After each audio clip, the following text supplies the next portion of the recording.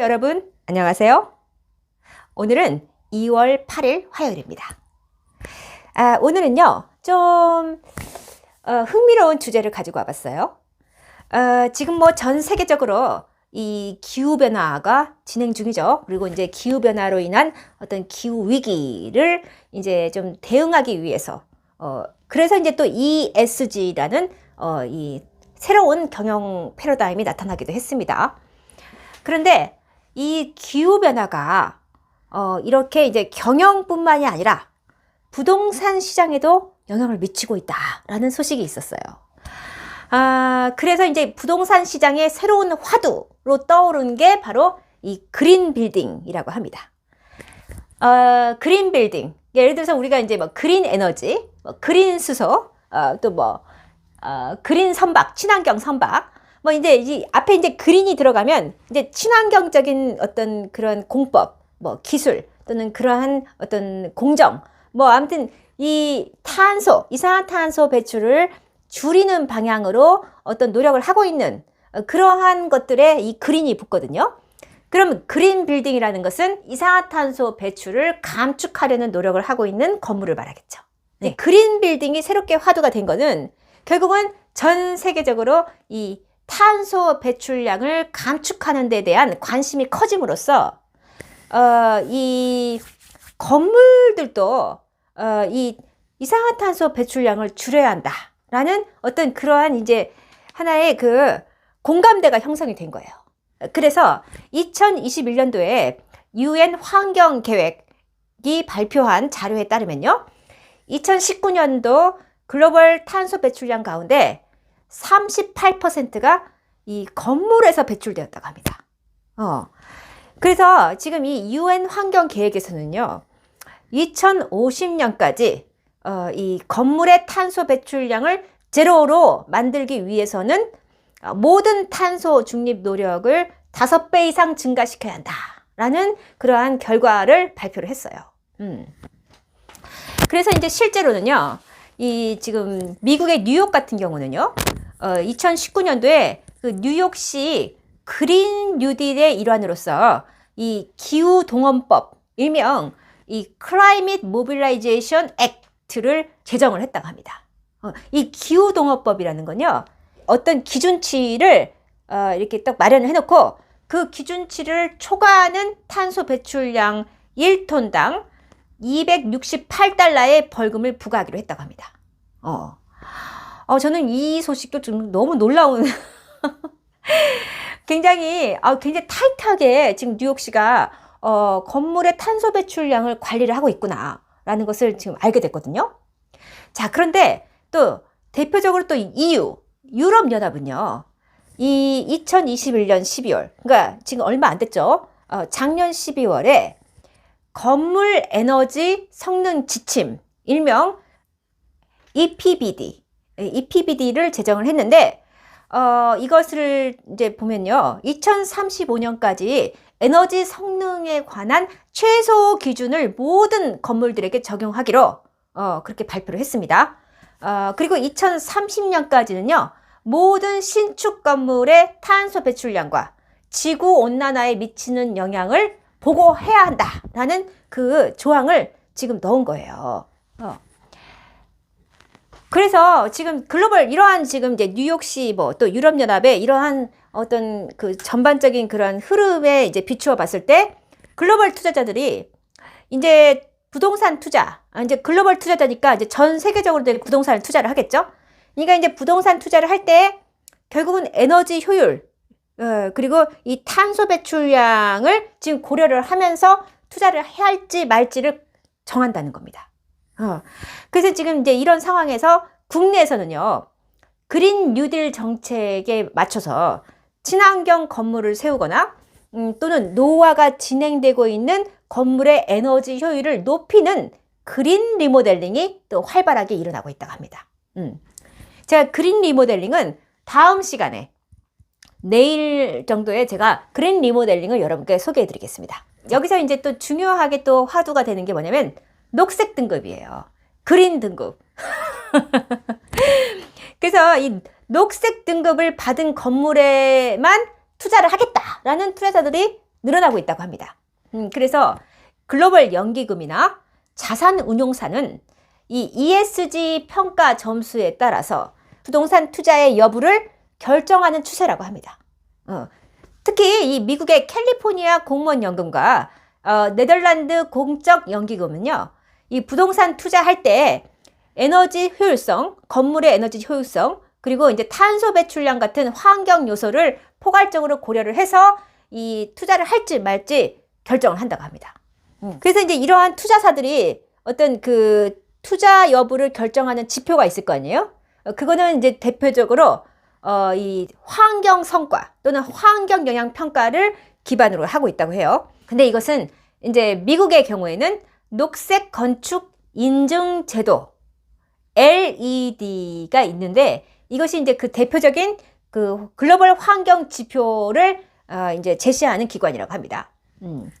그래서 이제 이거는 사실 미국의 그린 빌딩 위원회에서 만든 건물과 건축 유형에 적용할 수 있는 친환경 지표라고 해요.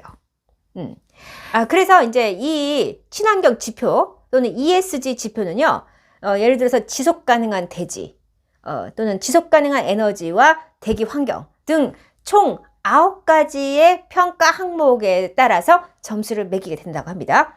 그래서 그 각 점수에 따라서 이 플래티넘, 골드, 실버, 인증 등등의 4가지 인증 단계가 뒤따르다고 합니다. 자, 그러면 유럽 시장의 경우는 어떨까요? 유럽의 경우는 자, 영국의 브리암이라는 어떤 그 건축 인증 제도가 있는데요. 이 브리암은요, 이 관리, 건물의 관리 정책, 또 건물의 에너지 효율, 또 이 건물의 폐기물 관리 등 총 10개의 기준을 마련했다고 해요. 그래서 이제 거기서 아웃스탠딩, 그다음에 뭐 엑셀런트, 베리 굿, 굿, 패스 등 5가지 등급으로 이제 각 건물들을 이제 그 친환경적인 그러한 뭐라 하죠? 정도를 매긴다고 합니다. 등급으로 매긴다고 합니다. 근데 이제 그러면 우리나라는 어떤가? 국내에서도 이 친환경 건축물에 대한 인증 제도가 있어요. 설계부터 시공까지 전 과정에 거쳐서 지속 가능성이 뛰어난 그런 건물에 부과하는 지속 가능성이 뛰어난 건물에 부여하는 녹색 건축 인증 GCD라는 그러한 인증 제도가 있다고 합니다. 그런데 이제 이 가운데 최근에 더 주목받는 글로벌 부동산 지속 가능성 평가 기관이 있다고 해요. 그게 GRESB라고 합니다. 이 GRESB는요, 환경뿐만 아니라 부동산 내의 ESG 요소를 평가한다고 해요. 이게 무슨 말이냐면은 이제 이 부동산의 환경적 영향, 예를 들어서 뭐 한 7층짜리 건물이 있어요. 그러면은 그 건물이 그 주변 환경이나 주변 자연 생태계나 뭐 이런 도시 환경에 미친 영향, 환경적 영향, 뭐 예를 들어서 그 좀 에너지가 효율이 많다거나 아니면 뭐 이산화탄소를 많이 배출한다거나 환경적 영향이라고 하는데요. 그 다음에 이제 그 건물의 관리 시스템, 그 다음에 공시 여부, 친환경 건축물 인증 취득 여부 등등을 이제 평가를 해가지고 점수를 선정한다고 해요. 그래서 이제 환경 문제뿐만 아니라 에너지, 사회 기반 시설 등 ESG 전반에 걸쳐서 이제 평가를 하기 때문에 여기서 이제 3위, 5분위 내에 들어가게 되면은 그런 기업은 별 스타 5개를 부여한다고 합니다. 네. 자, 이에 비해서 국내는요, 아직까지 부동산 투자에서 이 뭔가 ESG를 연결하는 그러한 그 사례가 많지 않다고 해요. 아직까지는 이제 뭐 이제 지금 뭐 기업들 중심으로, 제조기업들 중심으로 뭐 이제 탄소를 줄여야 한다 이런 얘기가 나오고 있지, 건물을 중심으로 해서 탄소 배출을 줄여야 한다, 아직 그런 얘기 나오고 있지 않잖아요. 하지만 이제 서서히 제로 에너지 건축, 그러니까 이거는 아마 이제 탄소 배출을 제로로 만드는 건축을 말하는 것 같습니다. 그리고 이제 기존 건축물의 에너지 효율 개선 등등 해가지고 이러한 정부 정책을 중심으로 지금 변화가 조금씩 나타나고 있다고 해요. 근데 이 부동산 분야에서는 이산화탄소 배출 감축을 위한 친환경 건축물 투자가 앞으로 이제 ESG의 지속가능 투자 전략과 부합하다라는 라고 해서 이른바 이제 이 건축물의 그린화, 녹색화 또는 이제 디지털화 이런 것들이 이제 잘 돼 있는 건축물일수록 이제 이 친환경적인 그러한 ESG 평가 점수가 높아지겠죠. 그러면 우리나라에는 뭔가 친환경 건축물로 대표할 만한 게 있는가? 궁금하시죠? 근데 우리나라에서 지금 아까 제가 말씀드렸죠. 글로벌 부동산 지속가능성 평가기관인 GRESB에서 우리나라 건축물 가운데 거의 최고 점수를 준 건축물이 하나 있다고 합니다. 이지스 자산운용이 투자한 오토웨이 타워라고 합니다.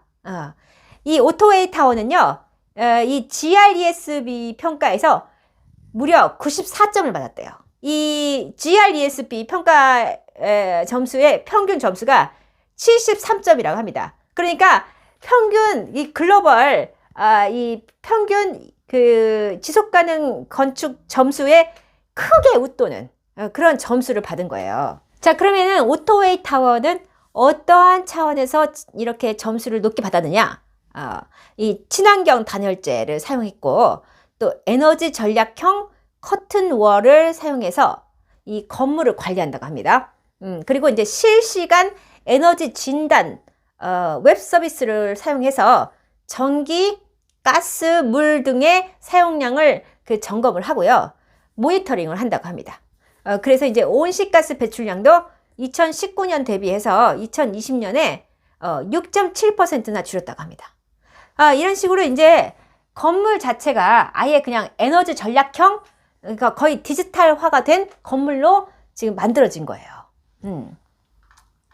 자, 그래서 이렇게 이제 이 그린 빌딩이 지금 앞으로 부동산 투자를 할 때 굉장히 좀 투자 여부를 결정하는 아주 중요한 기준이 되고 있다라는 차원에서 제가 오늘 이 그린 빌딩을 다뤄봤고요. 그러면 이제 노후화된 건물들 있잖아요.